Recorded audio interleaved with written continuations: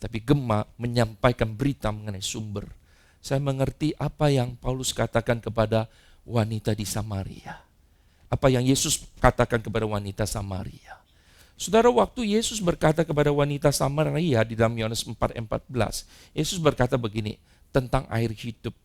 Saudara, wanita ini tidak mampu bergema, bahkan redup. Karena apa? Karena ada dosa. Dia takut, dia gentar. Tapi Yesus berkata kepada dia apa? Barang siapa minum air yang kuberikan kepadanya, ia tidak akan haus untuk selama-lamanya. Sebaliknya, saudara, Yesus bicara sebuah kalimat luar biasa. Air yang kuberikan kepadanya akan menjadi air di dalam dirinya, yang apa, saudara? Terus menerus memancar, saudara, sampai kepada hidup yang kekal. Saudara-saudara, dia dapatkan air kehidupan ini. Dia tidak akan mengalami kekeringan. Dia tidak akan mengalami kehausan, saudara. Tetapi saudara, bukan hanya tidak mengalami kekeringan, tetapi dia sanggup, saudara, memancarkan air itu, saudara, air kehidupan. Saudara, baru kemudian saya mengerti ketika wanita itu dapatkan sumbernya, saudara. Dia mampu bergema. Apa yang terjadi, saudara? Wanita Samaria ini kok berani, saudara.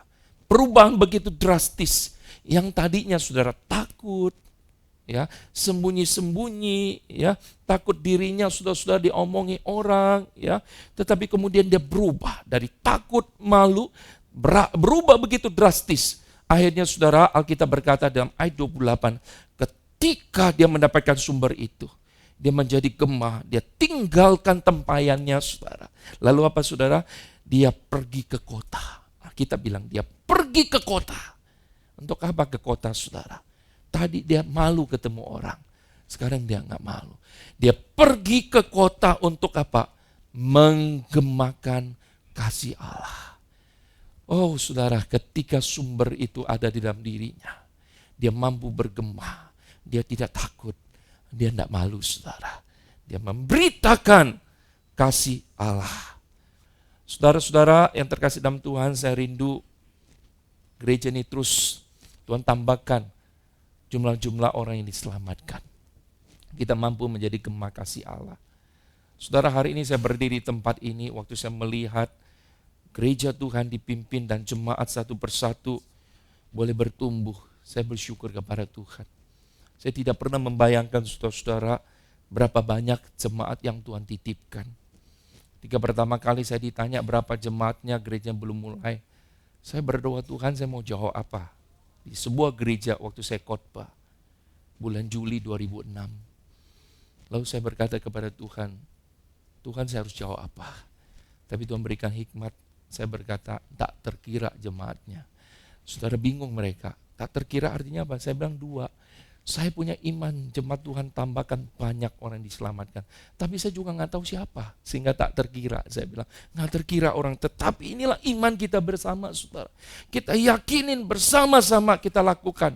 Dan kita akan mampu, saudara, untuk membawa jiwa kepada Tuhan, menggemakan kasih Allah.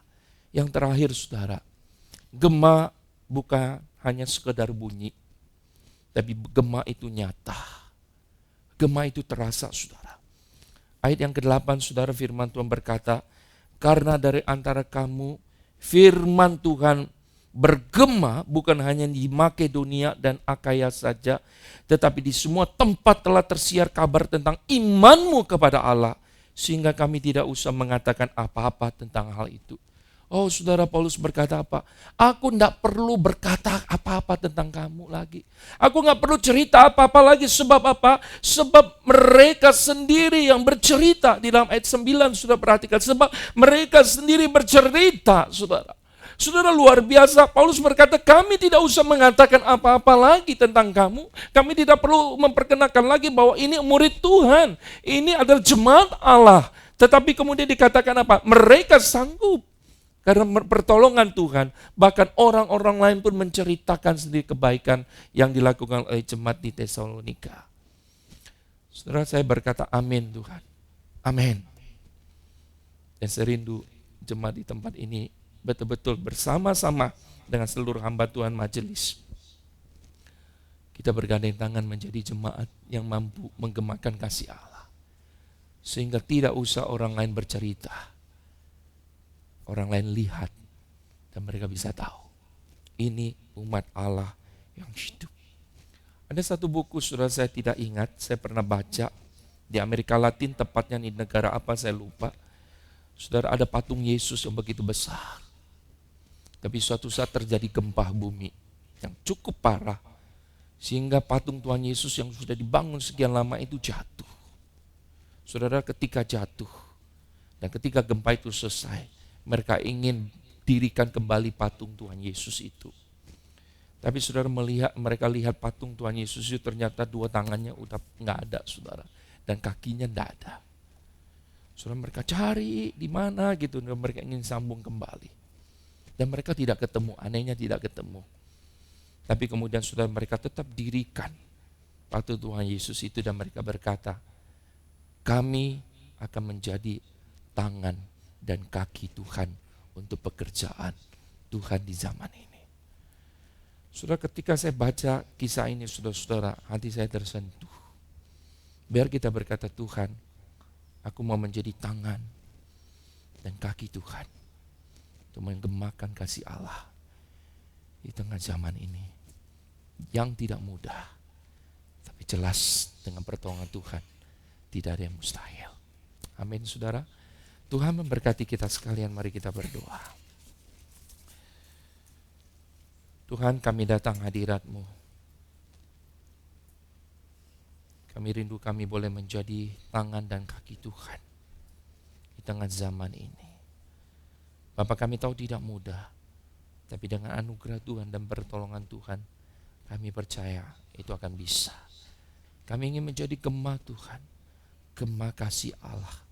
Gema dimulai dari sumber, dimulai dari ketaatan pekerjaan iman, dimulai dengan komitmen dan nyata. Tuhan, bantu kami. Di dalam nama Yesus Tuhan kami berdoa dan mengucap syukur. Amin. Salam sejahtera kepada Bapak dan Ibu dan saudara-saudara sekalian. Hari ini merupakan hari yang sangat bersukacita. Kita bisa bersama-sama berkumpul untuk merayakan ulang tahun yang kedua dari GKBJ Jemaat Kelapa Gading. Pertama-tama kita menaikkan ucapan syukur kepada Tuhan yang sudah memimpin dan juga memberkati pelayanan gerejanya di Kelapa Gading selama 2 tahun lamanya. Sebagaimana yang kita yakini selama ini bahwa jika Tuhan izinkan gereja itu didirikan di daerah Kelapa Gading, pasti mempunyai maksud Tuhan yang indah, yaitu untuk menjangkau jiwa-jiwa baru dan juga menolong jiwa-jiwa yang lemah, yaitu orang-orang yang sudah lama di dalam Tuhan tetapi tidak bertumbuh dan mereka tidak mempunyai keantusiasan di dalam ibadah, di dalam pelayanan. Dan saya percaya pemimpin-pemimpin gereja Jemaat Kelapa Gading ini sudah membaca kebutuhan tersebut, sehingga kita melihat selain kebaktian yang pertama dalam bahasa Indonesia murni dimulai, tidak lama kemudian, kurang lebih berapa bulan kemudian, sudah dimulai lagi satu kebaktian yang bahasa Mandarin Indonesia. Dan ini satu bukti nyata bahwa pemimpin gereja dan juga para majelis dan pengurus, mereka telah membaca kebutuhan tersebut, sehingga dimulainya kebaktian yang kedua, yaitu kebaktian yang berbahasa Mandarin dan Indonesia. Nah, dimulainya kebaktian seperti ini, ya perlu satu perjuangan yang keras. Keras itu yaitu harus bersehati, harus bersama-sama untuk memajukan. Dan di dalam tulisan kata sambutan saya tuangkan satu pemikiran, yaitu bisa juga kita jalankan suatu sistem open cell untuk menjangkau jiwa baru. Itu yang saya harapkan kalau bisa dihayati, kemudian ditangani dengan baik, dengan cara mengumpulkan komunitas atau orang-orang simpatisan, tetapi bukan di dalam gereja. Ada satu acara khusus, yaitu dengan cara open cell, dan kemudian dikelola dengan satu tujuan yang dari hati yang tulus, yaitu membangun hubungan yang baik dengan orang-orang baru tersebut. Dengan cara demikian saya percaya banyak jiwa yang akan bisa dimenangkan bagi Tuhan. Dan ini perlu ada suatu perjuangan yang keras dari para pengurus dan juga para hamba Tuhan dan juga jemaat secara khususnya, yaitu terlibat seluruhnya, termobilisasi seluruhnya. Saya percaya gereja Tuhan akan terus maju dan bertambah-tambah jiwa baru yang akan ditambahkan di dalam gereja. Dan saya percaya juga hamba Tuhan dan para majelis dan pengurus dan jemaat di GKBJ Jemaat Kelapa Gading pasti bisa melakukan melalui pertolongan Tuhan dan juga melalui kesungguhan hati mereka untuk menjalankan tugas seperti ini. Saya percaya akan Tuhan berkati di dalam pertumbuhan gereja semakin hari semakin luar biasa. Saudara sekalian, jayo, tambah semangat dan semakin bergairah, semakin antusias untuk melayani Tuhan dan juga membangun tubuh Kristus di Kelapa Gading khususnya, yaitu GKBJ Jemaat Kelapa Gading. Tuhan memberkati. Amin.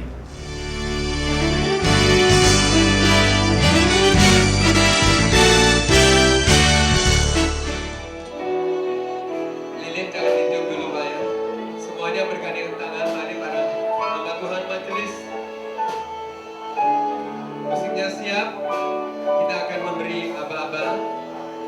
Seluruh jemaat saya undang untuk bersama-sama memberi aba-aba 1, 2, 3 bersama saya. Kemudian lilin akan ditiup ya.